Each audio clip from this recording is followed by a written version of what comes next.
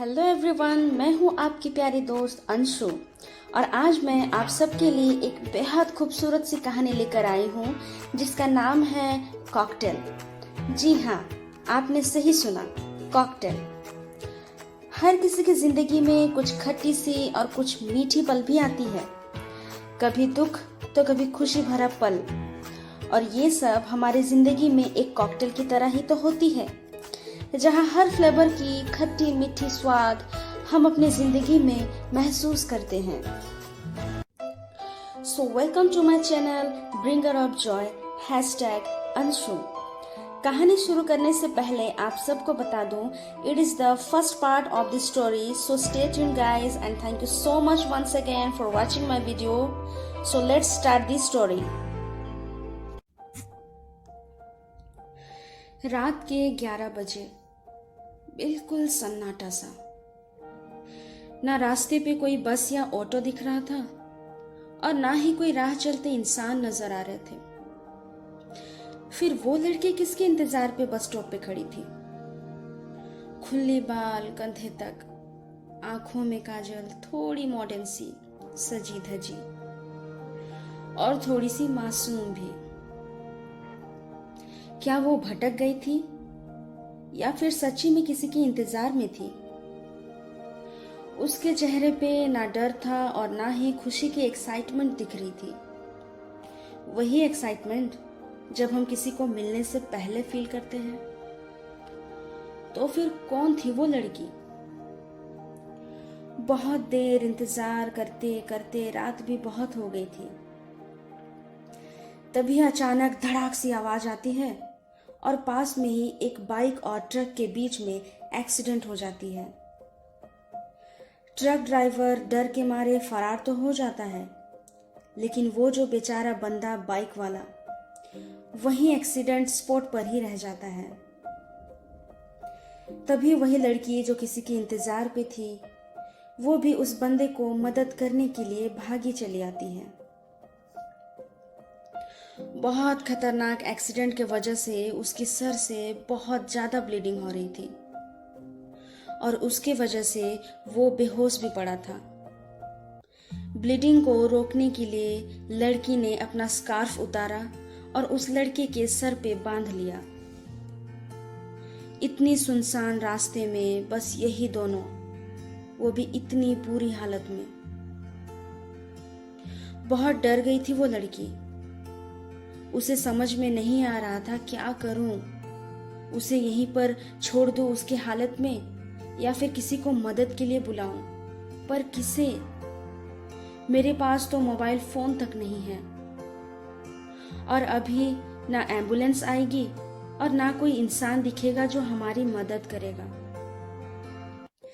यही सोचते सोचते 2 घंटे बुरे हालत में, करीब 1 बज गए और अचानक एक कार उसी रास्ते से गुजर रही थी। नसीब अच्छा था कि वो कार वाला भी अपनी गाड़ी रोक ली और तुरंत वो पास वाले सिटी हॉस्पिटल में उसे एडमिट कर लिए। रात भर वो लड़की हॉस्पिटल में, जब तक डॉक्टर ये ना बोले कि he is out of danger, तब तक रुकी थी वो। फिर सुबह के 3 बजे डॉक्टर ने भी कह दिया कि वो अब ठीक है, ही नीड्स रेस्ट। फिर वो लड़की और डॉक्टर के बीच में कुछ बात होती है और वो भी वहां से चली जाती है। सुबह हो गई और लड़के ने आखिरकार अपनी आंखें भी खोल ली। जब वो होश में आया, सबसे पहले नर्स को पूछा, सिस्टर, मैं यहाँ आया कैसे?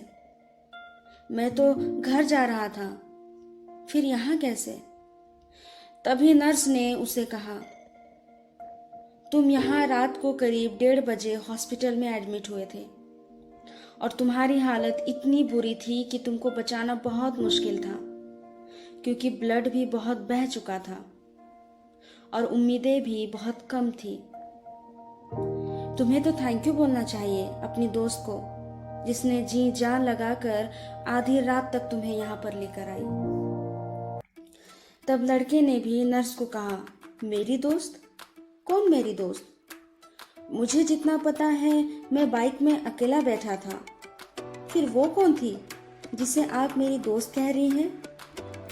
ओह sorry, I have to go and I think you should take rest. यही कहकर नर्स वहाँ से चली जाती है। करीब 10 बजे डॉक्टर आते हैं और लड़के को ब्रेकफास्ट करते हुए देख के खुश होते हैं और कहते हैं, कैसे हो Rohan, feeling better now? Rohan भी हंसते हुए कहता है, डॉक्टर साहब मैं ठीक तो हूँ पर बहुत कंफ्यूज्ड हूँ। हंसते हुए डॉक्टर भी जवाब देते हैं, अरे भाई अब कैसी confusion, you are absolutely fit and fine. और मेरे हिसाब से दिमाग पे तो कोई ऐसी चोट लगी नहीं, फिर ऐसे बातें क्यों कर रहे हो? डॉक्टर साहब मेरा मतलब वो नहीं था, हंसते हुए रोहन भी जवाब देता है। फिर कुछ देर बाद डॉक्टर भी कहते हैं, रोहन सिर्फ तुम ही नहीं मैं भी कंफ्यूज्ड हूँ कि वो लड़की कौन थी। अक्सर हम जिसे सबसे ज्यादा प्यार करते हैं बस उन्हीं के लिए हम सबसे ज्यादा फिक्र भी करते हैं। पहले तो मुझे भी लगा था कि वो लड़की तुम्हारी दोस्त है, क्योंकि जिस तरह तुम्हारी फिक्र उसकी आंखों में दिख रही थी मैं भी यही समझ बैठा कि वो तुम्हारी दोस्त है। फिर जब मैंने तुम्हारी ठीक होने की न्यूज़ उसे सुनाई वो बहुत खुश दिखी और बस यही बोली, thank you so much doctor, thanks a lot. और ये रही कुछ डॉक्यूमेंट्स गाड़ी की और उसकी पर्सनल आईडी और कुछ पैसे भी हैं जो उसके पर्स में रखे हुए थे। और ये रही उसकी फ़ोन डायरी। वो जब होश में आए प्लीज़ डॉक्टर उन्हें दे दीजिएगा। यही कहकर वो लड़की वहाँ से चली गई। मुझे लगा वो सुबह आएगी पर अभी तक आई नहीं। रोहन क्या वो आई थी? नो डॉक्टर, कोई नहीं आया। इनफैक्ट मेरी फैमिली को अगर पता होती तो शायद ज़रूर आते, पर उन्हें मेरे एक्सीडेंट के बारे कुछ भी नहीं पता। तभी दरवाजे पे खड़े रोहन के पापा कहते हैं, गेट वेल सून बेटा, हम कैसे नहीं आते? तुम्हारी दोस्त ने जो हमें कॉल करके इन्फॉर्म किया था। अच्छा हुआ बेटा अपनी फ़ोन डायरी अपने पास रखते हो, वरना आजकल के बच्चे उनके पास फ़ोन तो रहती है पर घर वालों का फ़ोन नंबर तक नहीं रहती। तभी डॉक्टर और रोहन एक दूसरे को सरप्राइज होते हुए देखते हैं। डॉक्टर ने रोहन के पापा को सब कुछ बताने ही वाले थे कि रोहन ने डॉक्टर को इशारों से ही मना करता है। पता नहीं रोहन क्या सोच रहा था।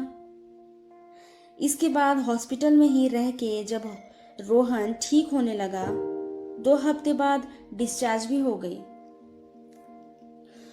घर आने के बाद रोहन धीरे धीरे ठीक होने लगा और जैसे ही वो ठीक हुआ वो सबसे पहले उसी जगह पे गया जहां उसकी एक्सीडेंट हुई थी। उस जगह को देखते हुए बस यही सोचने लगा, सच्ची में इंसानियत आज भी जिंदा है। लेकिन आधी रात गई वो लड़की कौन हो सकती है?